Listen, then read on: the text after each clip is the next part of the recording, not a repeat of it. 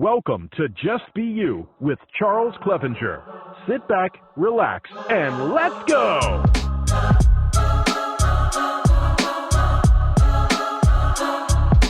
You joined the Air Force right after high school, correct? Or what motivated you to do that? That's a great question because, at the time, I didn't really realize what was it that was driving me. But looking back, I know exactly what it was. I always had this sense coming up that out of my family, I was the one that had to find a way to make it. Not saying that my siblings didn't make it, but I always looked at the one that out of all of us, you're the selected one. Now, I never really knew how to go about it. Before joining the military, I was working in restaurants while I was in high school. And it was rough. I ended up in San Antonio, actually, for my senior year of high school.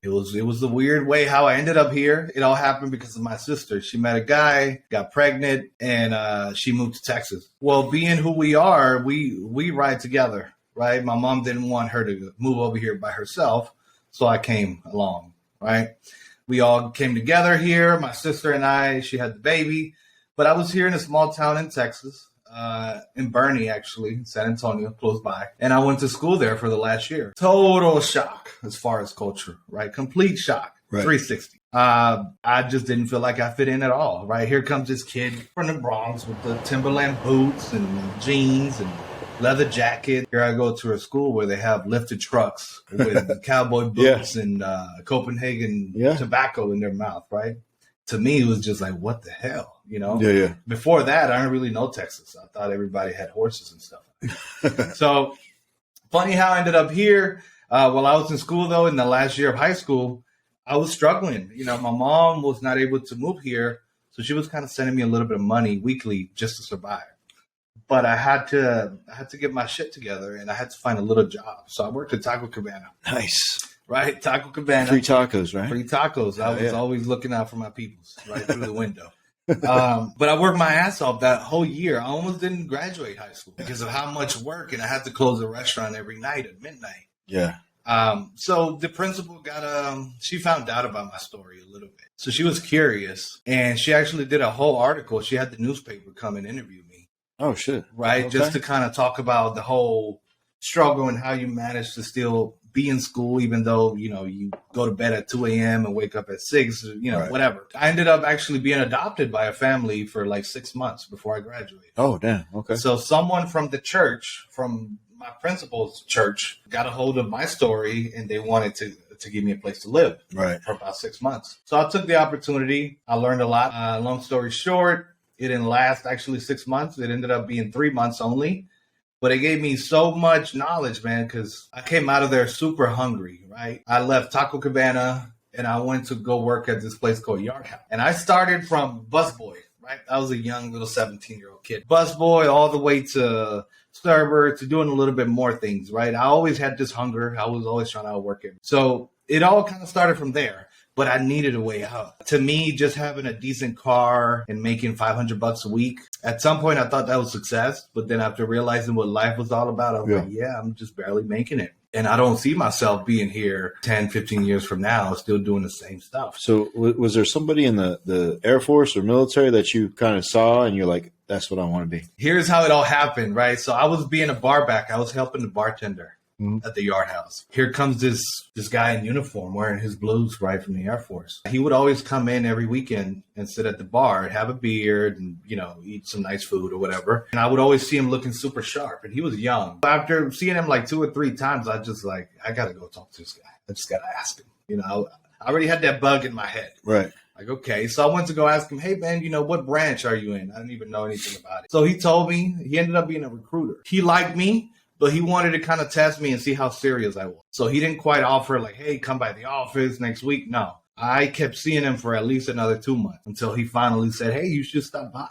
You've been asking. I decided to make a visit to his office. And at that time, I was a little bit overweight. So he set me up for success. He's like, hey, man, before I even consider you, we have to drop at least 10 pounds and we have to be super committed to this. That was all I needed to hear. Now, every time I would go to work after that day, it was with the intention to work, but also lose weight while I was working, right? I had a goal now. It wasn't just showing up for tips. I was actually like, okay, I'm going to get this out the way because I'm going to go test, take my ass bath and all that stuff. I owe a lot to him, right? I still remember him to this day. Sergeant Barrio, very nice guy. I don't know where he's at right now. That man did a lot for me, man, as far as just opening my eyes to something else, right? So he gave me a chance. I went by and took the practice ASVAB. I did pretty good. And when I took the real one, I scored pretty high. Right. And that's where it all started, bro. I think people as human beings, right? No matter where you come from the worst background, the worst whatever, right? Right. I think people just inherently need that vision or that somebody they can see. Mm-hmm. Hey, there's a way out. There's a way forward, right? There's light at the end of the tunnel. Right. If guy's got his stuff together, this guy is somebody I want to be. What did this guy or person, woman do to get where they're at? Mm-hmm. That's what I need to do. Right. Right. And until a person sees that, they don't know. Right.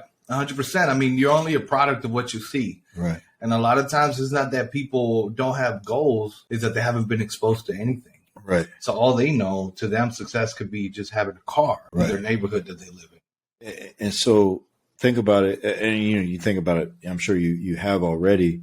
If you never got sent to San Antonio with your sister, right, you had never met that Air Force recruiter. You would stay in the Bronx, right? Yep. You know Fat Joe and the Terror Squad, right? Big pun. Big pun, right? That's right. But that's what you know because that's what you see. And that's all. That's your world. That's right? it.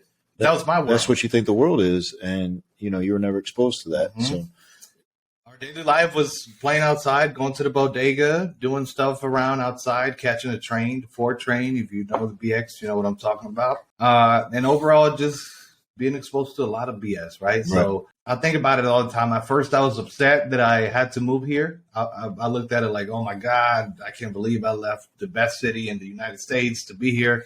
And that's the best thing that ever happened, right? Looking back, wow, I never knew. But once I was in it, I was committed. And that's the thing. A lot of people kind of get to a place where they might not feel comfortable, but they quit or they stop or they go back.